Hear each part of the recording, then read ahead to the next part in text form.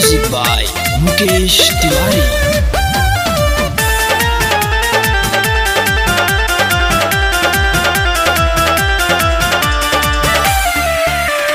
ससुरा के भातारे सखी मिलल बा बेलूरा, दिन रात हमारा से रहे तबे दूरा।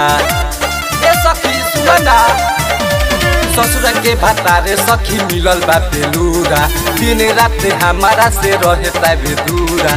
सुनू रे सखिया सैया के जैसन दिल ना होखे, सुनू रे सखिया सैया के जैसन दिल ना होखे। भातरा हमारे करे कवनो सवती से प्यार हमारा फील ना होखे। भातरा हमारे करे कवनो सवती से प्यार हमारा फील ना होखे।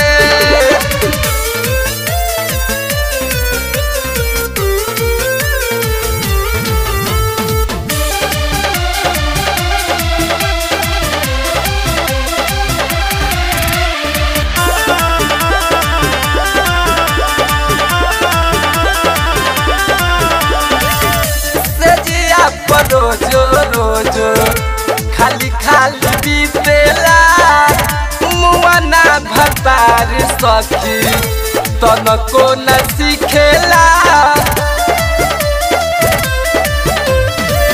से जिया पर रोजो रोजो खाली खाली बीतेला मुआना भतार सखी तनिको न सिखेला।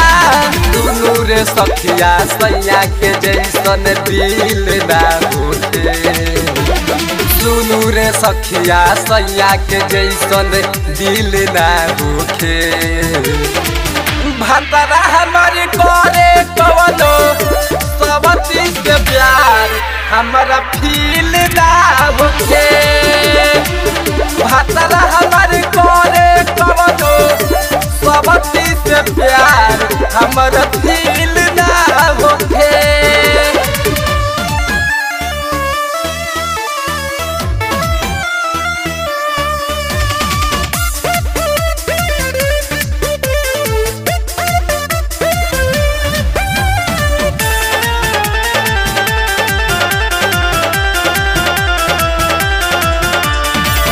मुकेश तिवारी भातरा रहेला दूरे दूरे, देवरा मतलबी सखी जगह पर घूरे।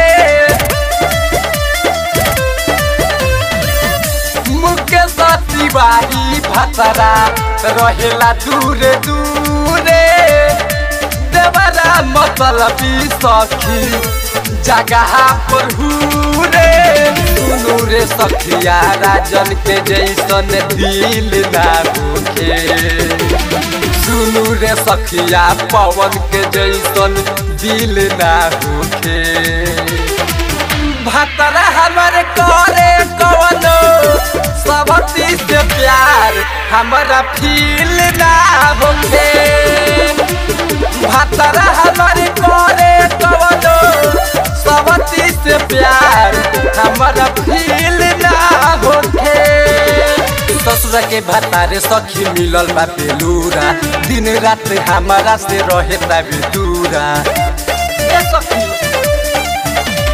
ससुरा के भातारे सखी मिलल बा बेलूरा, दिन रात हमारा से रहे तबे दूरा।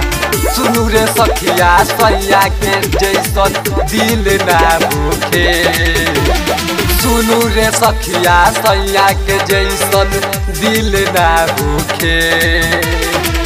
भातरा हमारे करे कवनो सवती से प्यार हमारा फील ना होखे।